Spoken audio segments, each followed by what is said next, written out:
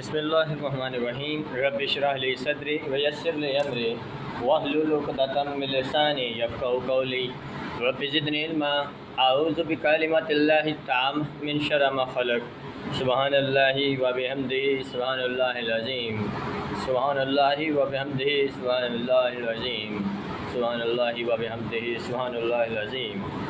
जी students, आज हमारा topic है equilibrium constant and its unit.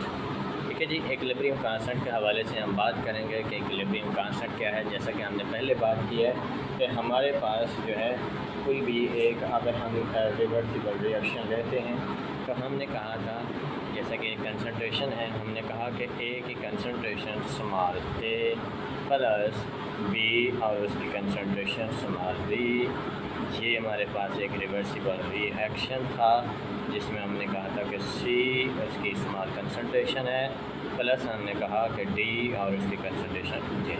ठीक है जी, ये हमारे पास टॉपिक है इक्विलिब्रियम कांस्टेंट। तो आज हम इस हवाले से बात करने जा रहे हैं।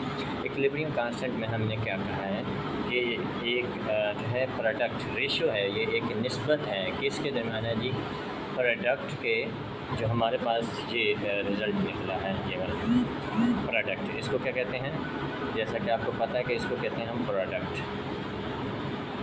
जबकि ये हमारे पास जो है ये है रिएक्टेंट। क्या है? रिएक्टेंट।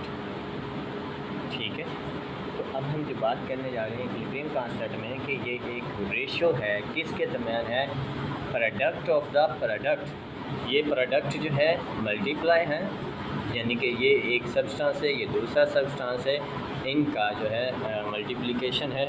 और किसका है जी, मल्टीप्लिकेशन प्रोडक्ट की, यानी कि जो रिज़ल्ट वाला प्रोडक्ट है, इसमें एक जो है रिज़ल्ट वाला प्रोडक्ट होगा और दूसरा जो है वो हमारे पास प्रोडक्ट जिसको हम मल्टीप्लिकेशन प्रोडक्ट कहते हैं वो वाला होगा। ठीक है जी, तो कैसी रेशियो जी, product of the concentration of the product, product of the concentration of the product, product of the concentration of the product. जैसा कि हमने कहा कि ये के सी है, ये बराबर है सी और इसकी कंसंट्रेशन सी, दोबारा फिर प्रोडक्ट ऑफ द, ये डी हमारे पास है।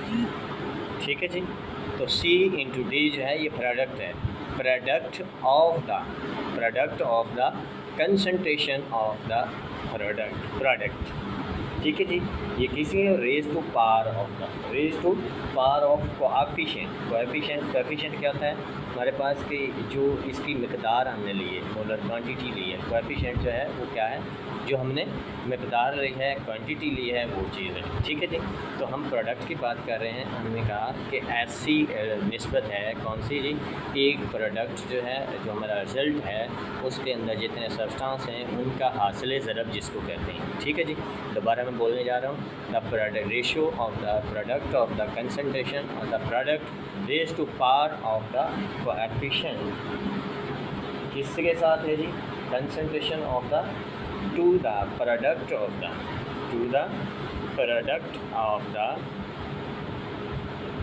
Concentration of the reactant, product of the concentration of the reactant, वो प्रोडक्ट था, ये हमारे पास रिएक्टेंट है, raise to power of the coefficient, raise to power of the coefficient as express in balance chemical equation. जी हमारे पास जो है, हमने कहा कि इक्विलिब्रियम कांस्टेंट की डिफाइन। ठीक है जी, तो इसमें हमारे पास इसकी जो डिपेंडेंस है वो ओनली और ओनली टेम्परेचर डिपेंड करता है। क्या करता है जी, डिपेंडेंस ऑन टेम्परेचर। ये क्या है जी, डिपेंडेंस ऑन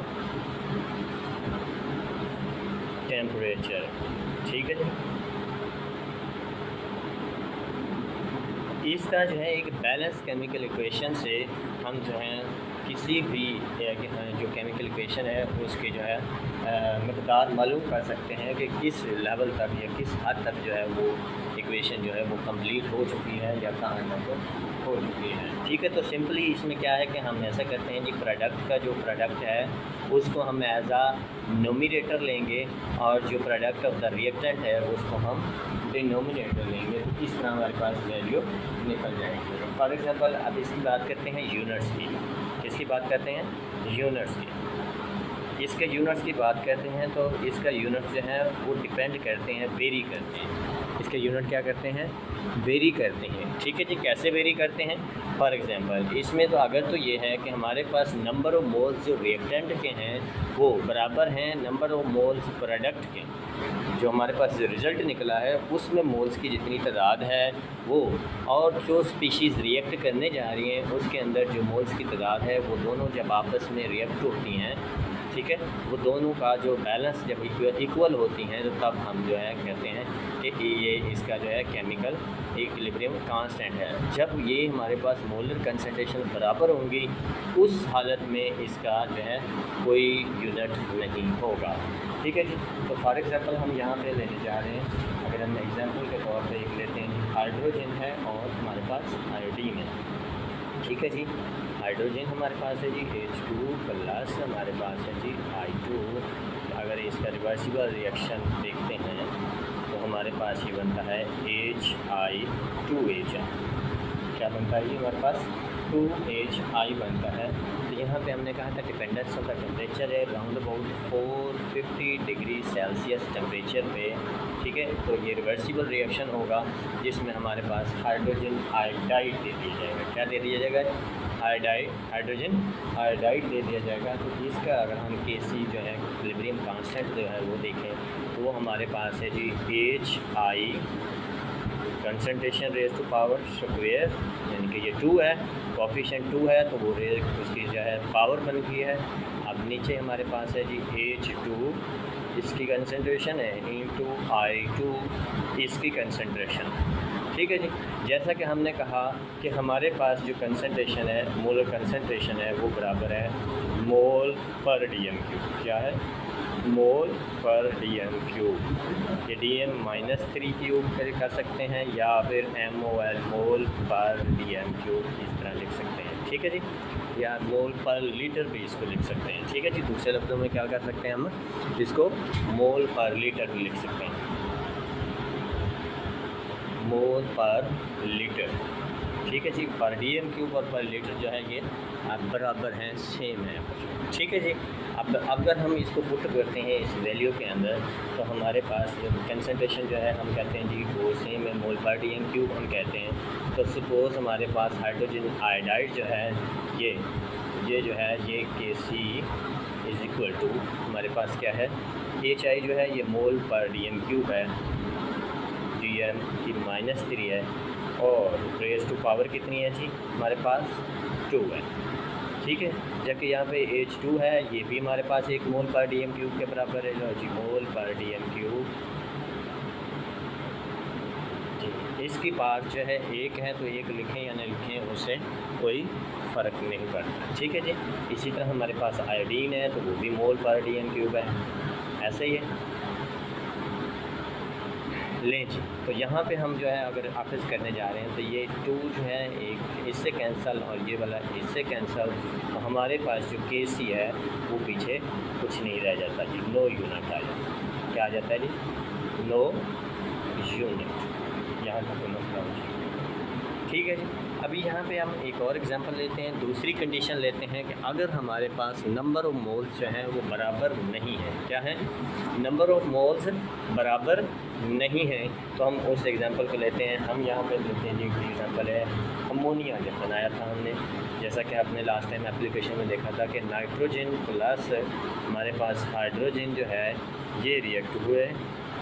ठीक है जी, तो ये रिएक्ट करने के बाद हमने कहा कि इसका रिवर्सिबल रिएक्शन है और ये हमारे पास अमोनिया गैस है। ठीक है जी, अब इसको हमने जो है बैलेंस किया तो ये 2NH3 बना जी, यहाँ तक कोई प्रॉब्लम। तो इसको अगर हम फॉर एग्ज़ाम्पल उसमें हम पुट करते हैं जी Kc हमारे पास है जो कि बराबर है हमारे पास NH3, इसका क्या है जी 2 है कंसंट्रेशन मोल, तो हमने पावर 2 कर दिया, जबकि नीचे N2 और यहाँ पे H2 है, जबकि H2 की कंसंट्रेशन 3 है। ठीक है जी, यहाँ पे अब हमने अगर फॉर एग्जांपल इसमें जो है पुट की मोल पर dm³, इसकी कंसंट्रेशन क्या हो जाएगी 2, और जबकि नीचे हमने कहा था 1 मोल पर dm³ है, मोल पर dm³ है, तो इस हवाले से देखिएगा ये हमारे पास होगी नाइट्रोजन की, और हाइड्रोजन का जो है वो भी मोल पर dm³ है, जबकि ये हमारे पास क्यूब है, 3 है। ठीक है जी। तो अब इसमें देखें हमारे पास कि एक तो ये कैंसिल हो गया इसमें से, ठीक है।